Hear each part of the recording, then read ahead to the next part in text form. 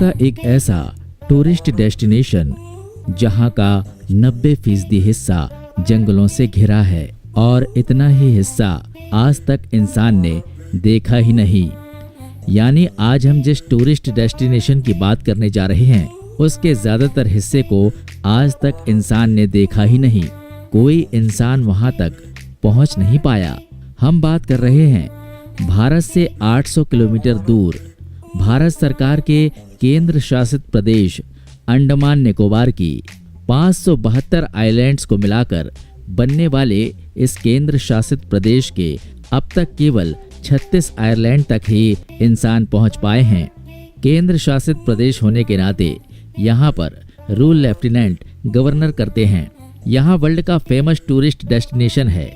हर साल लाखों tourist Andaman Nicobar islands पर आते हैं और एक क्वालिटी टाइम स्पेंड करके अपनी लाइफ की बेस्ट मेमोरी यहाँ से लेकर जाते हैं। वीडियो में आखिरी तक बने रहिएगा दोस्तों।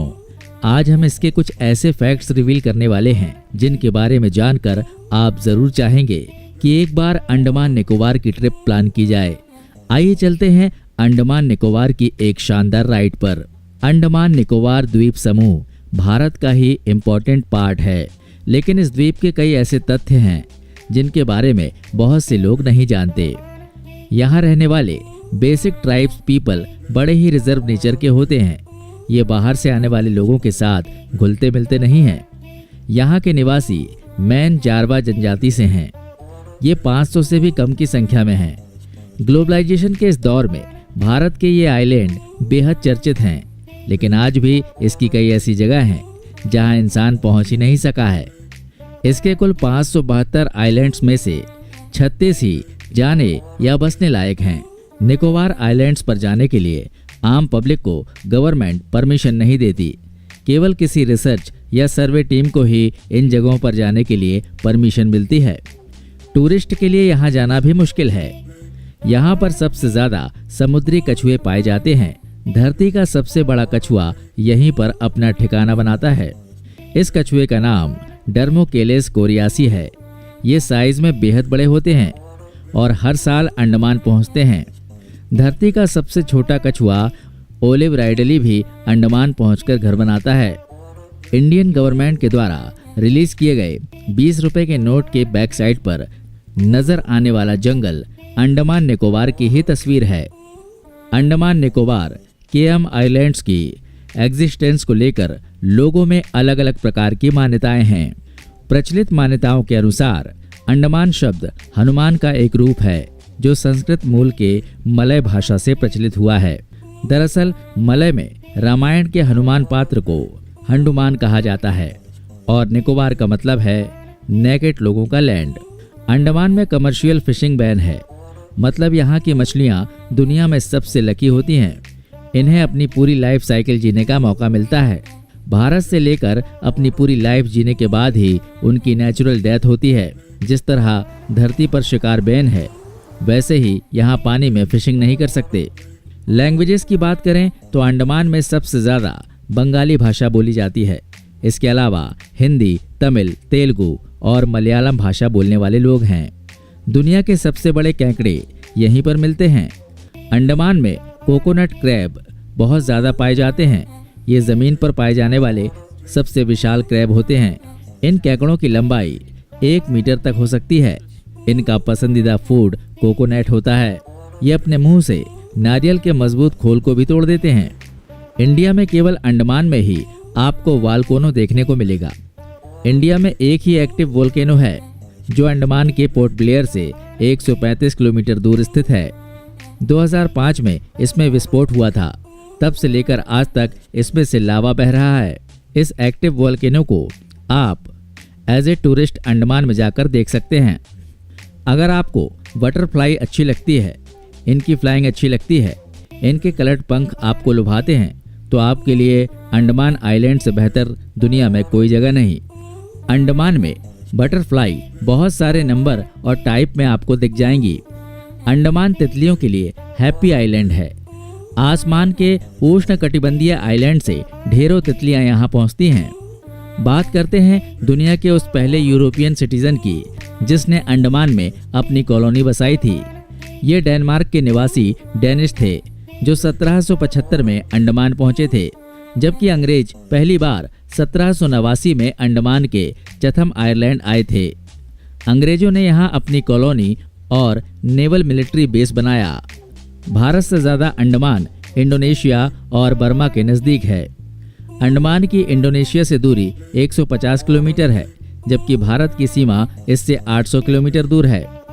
आपको जानकर आश्चर्य तो होगा, लेकिन आज भी अंडमान के 2 आइलैंड्स का नाम ईस्ट इंडिया कंपनी के 2 ऑफिसर्स के नाम पर रखा गया है। ये आइलैंड हैं हैवलॉक और नील आइलैंड। सुभाष चंद्र बोस ने अपनी आज़ाद हिंद फौज को जापानी मदद से और मजबूत किया। ये द्वितीय विश्व युद्ध का ही समय था। नेताजी ने उत्तर और दक्षिणी आइलैंड को शहीद द्वीप और स्वराज द्वीप नाम दिया था। अगर भूटान देश का 70% इलाका जंगलों से घिरा है, तो इस मामले में हमारे भारत का ये इलाका भूटान से कहीं आगे है। अंडमान आइलैंड का 90% इलाका सघन जंगली है। ये भारत के किसी भी राज्य से ज्यादा है। अंडमान का कैचल आइलैंड लकी आइलैंड था, जहां सदी का पहला सूर्य उदय हुआ था। सूरज की पहली किरण इसी भूमि पर गिरी थी। डेनिश कॉलोनियल रूल यहां 1868 में खत्म हुआ था। ऐसा इसलिए हुआ क्योंकि ब्रिटिशर्स ने इसे खरीद लिया था। इसके बाद आइलैंड का पूरा अधिकार अंग्रेजों के हाथ में चला गया। अंग्रेजी शासन में अंडमान का नाम काला पानी की सजा के लिए चर्चित था। यहाँ की सेलुलर जेल आज भी स्वाधीनता संग्राम के नायकों की कहानी कहती है।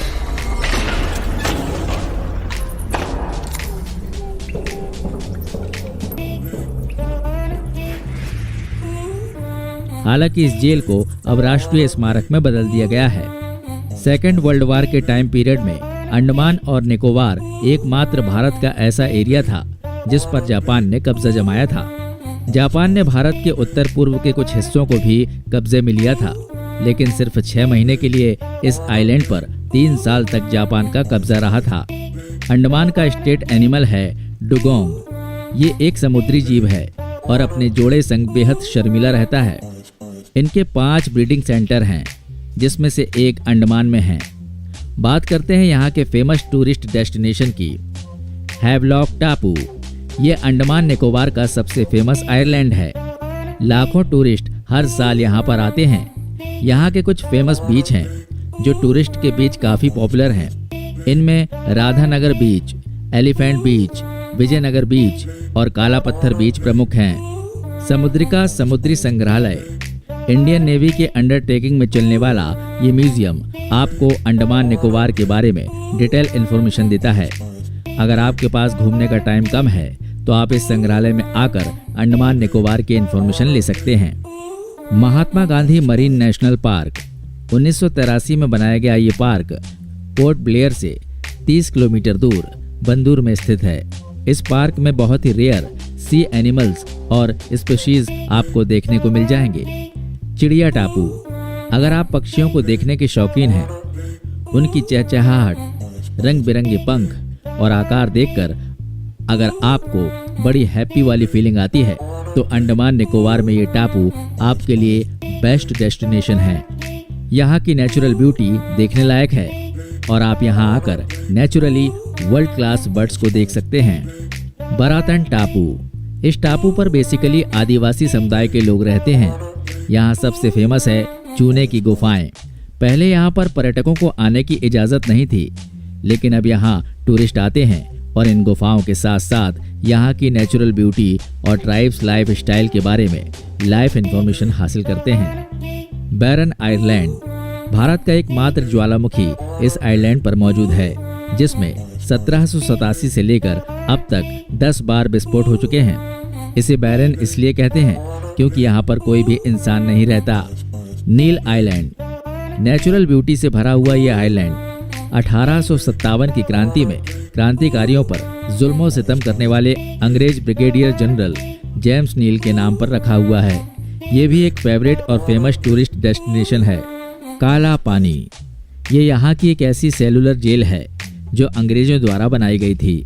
भारतीय स्वतंत्रता संग्राम के कैदियों को यहाँ पर रखा जाता था। देश के महान क्रांतिकारी और भारत माँ के सच्चे सपूत वीर सावरकर को अंग्रेजों ने इसी जेल में बंद करके रखा था। आज इसे एक टूरिस्ट डेस्टिनेशन के तौर पर खोल दिया गया है। सेकेंड वर्ल्ड वॉर के दौरान यहाँ पर जापानियों द्वारा हमला किया गया था, मगर यहाँ के प्रमुख द्वार आज भी खड़े हुए हैं। रोज आयरलैंड, पैलेस ऑफ ईस्ट के नाम से मशहूर ये आयरलैंड अंग्रेजों के बीच काफी फेमस था, लेकिन 1941 के भूकंप ने इस आइलैंड को बर्बाद कर दिया। आज भी यहाँ पर इंग्लिश टाइम पीरियड के निशान देखने को मिल जाते हैं। इसके अलावा अंडमान निकोबार के सी बीच समुद्री खेलों के लिए बड़े फेमस हैं। यहाँ आप स्कूबा डाइविंग कर सकते हैं, जिसमें ऑक्सीजन सिलेंडर लेकर समुद्र की गहराइयों में गोता लगा सकते हैं। तो दोस्तों, ये थे अंडमान निकोबार से रिलेटेड कुछ इंपॉर्टेंट फैक्ट्स और टूरिस्ट डेस्टिनेशन की इंफॉर्मेशन। उम्मीद करते हैं कि आपको ये वीडियो पसंद आया होगा। आप दुनिया के जिस भी टूरिस्ट डेस्टिनेशन की जानकारी से भरे वीडियोस देखना चाहते हैं तो उसका नाम हमें कमेंट बॉक्स में जरूर लिखिए। जल्द ही मिलते हैं एक और धमाकेदार वीडियो में। जय हिंद, जय भारत, वंदे मातरम।